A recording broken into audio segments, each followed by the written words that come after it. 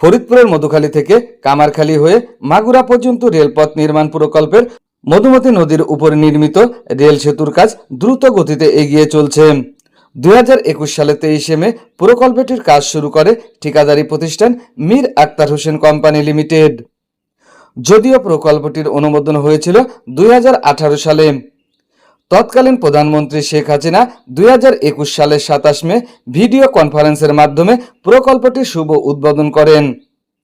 জানা গেছে 2027 সালের ডিসেম্বর পর্যন্ত এই প্রকল্পটির কাজ শেষ হবে। বর্তমানে প্রকল্পটির সার্বিক কাজের অগ্রগতি প্রায় 66.85%।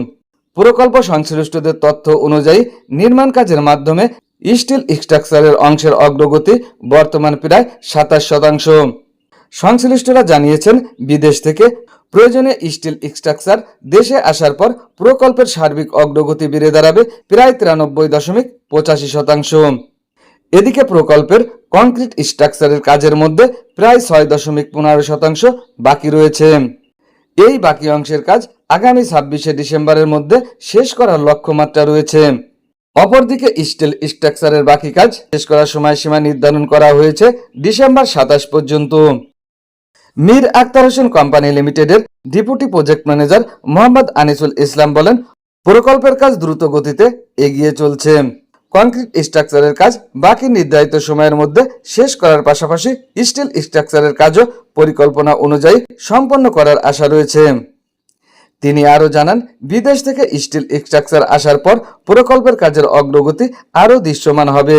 নির্ধারিত সময়ের মধ্যে প্রকল্পের অবশিষ্ট কাজ শেষ করতে সংশ্লিষ্টরা দ্রুত কাজ করে যাচ্ছেন। মধুখালী থেকে মাগুরা পর্যন্ত যে রেল লাইন নির্মাণ হচ্ছে, এখানে দুইটা পার্ট আছে। একটা কাজ করছে সিআরসিসি মীর আক্তার জেবি, তা আমাদের পার্টটা হচ্ছে ব্রিজ। এখানে 4টে পার্ট আছে ব্রিজের। একটা হলো আপনার চন্দনা ব্রিজ, যেটাকে আমরা বলি আরকান্দি, আর একটা মধুমতি নদীর উপর যে ব্রিজটা, আর একটা গড়ায় ভায়াডাক্ট। অর্থাৎ দুই পাশে আমাদের কানেকশনের জন্য ভায়াডাক্ট লাগবে। ভায়াডাক্ট আর ওয়েট হাউস নামে আমাদের একটা আন্ডারপাস আছে, এটা হলো আমাদের ব্রিজ। এখানে মেন চ্যালেঞ্জ হচ্ছে আমাদের গড়াই ব্রিজটা। এই ব্রিজের পাইলের লেন্থ প্রায় 57 মিটার, কোনো কোনো ক্ষেত্রে কিছুটা বেশি আছে, 57, 57.5 এরকম। আর প্রতিটা স্প্যানের দৈর্ঘ্য আছে 92 মিটার, 92.5 মিটার। তা এটা আসলে মেন চ্যালেঞ্জ ছিল। এটা আমরা কাজটা 2021 সালে রেনি সিজনে শুরু করছি, অর্থাৎ আমাদের কাজ করতে করতে প্রায় ডিসেম্বর। 21 সাল শেষ, 22 সাল থেকে শুরু করছি। এখানে জমির কিছু সমস্যা ছিল, যার কারণে আমার কাজটা একটু ডিলে হয়েছে। তার বাদে এখানে কাজের যে প্রোগ্রেস, এটা সন্তোষজনক। আমার এখানে 63% কাজ অলরেডি কমপ্লিট হয়ে গেছে, আর 30% আছে আপনার স্টিল স্ট্রাকচারের কাজ, যেটা বিদেশতে সেটিং অবস্থা আসলে আমরা শুধু জাস্ট এখানে সেটিং করব। আসার পরে এটা সেটিং করব, সেই সময়টা আমাদের হয়তো বছর খানেক লাগবে।